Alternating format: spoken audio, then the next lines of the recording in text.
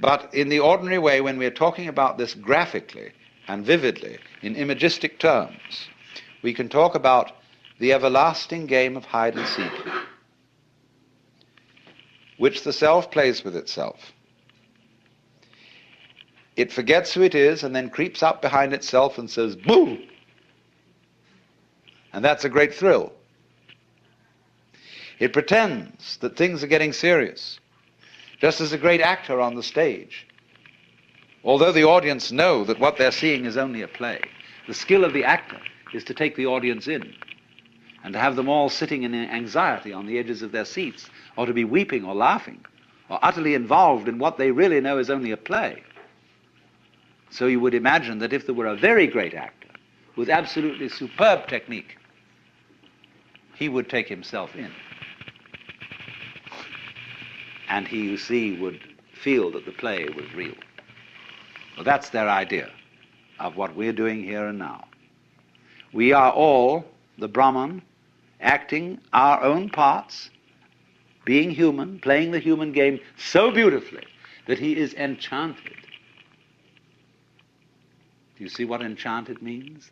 Under the influence of a chant, hypnotized, spellbound, fascinated, and that fascination is Maya.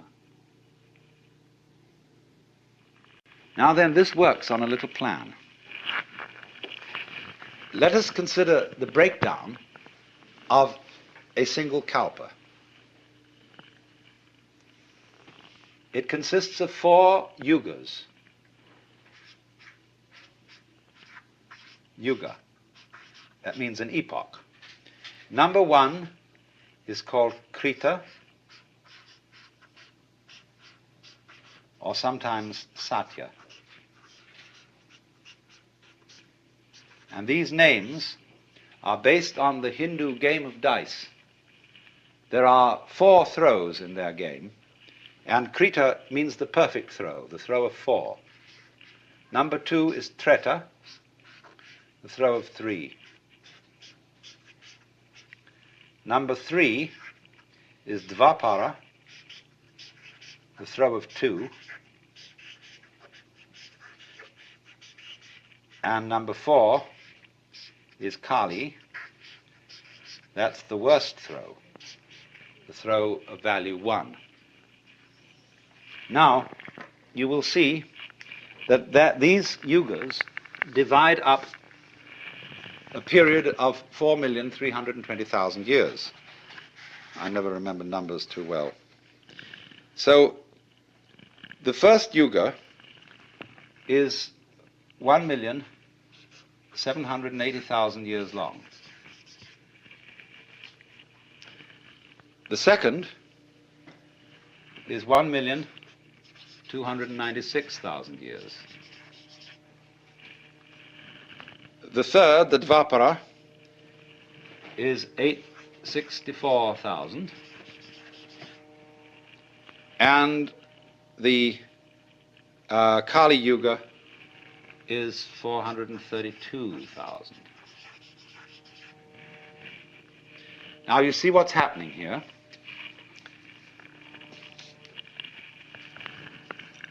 When the manifestation starts, it's as good as possible. Everything is just glorious. Because you know well that if you were dreaming anything you wanted to dream, you would start out by having the most luscious dreams imaginable. Now, when we get, you see, to the Treta Yuga, something is a little bit wrong. Krita is 4 square. Everything's perfect, like the symbol of the square is an ancient symbol of perfection. Treta is the triangle. Something's missing. There's a little bit of uncertainty, and danger now enters. By the time we get to Dvapara, the forces of light and darkness are equal. Duality, the pair. But when we get to Kali, the force of darkness overcomes. But now you see what happens is, if you take 1/3 of the Treta Yuga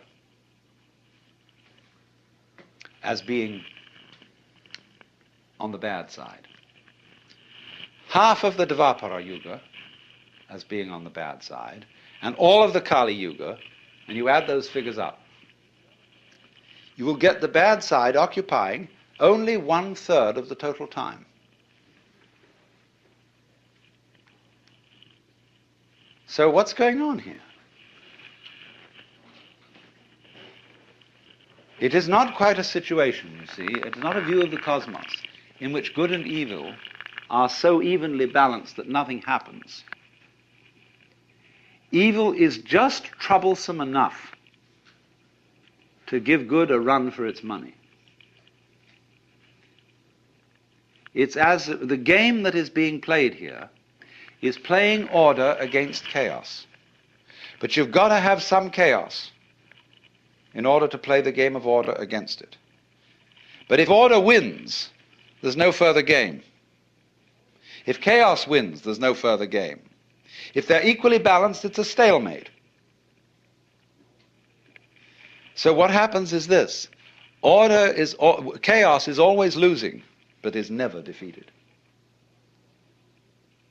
It's the good loser.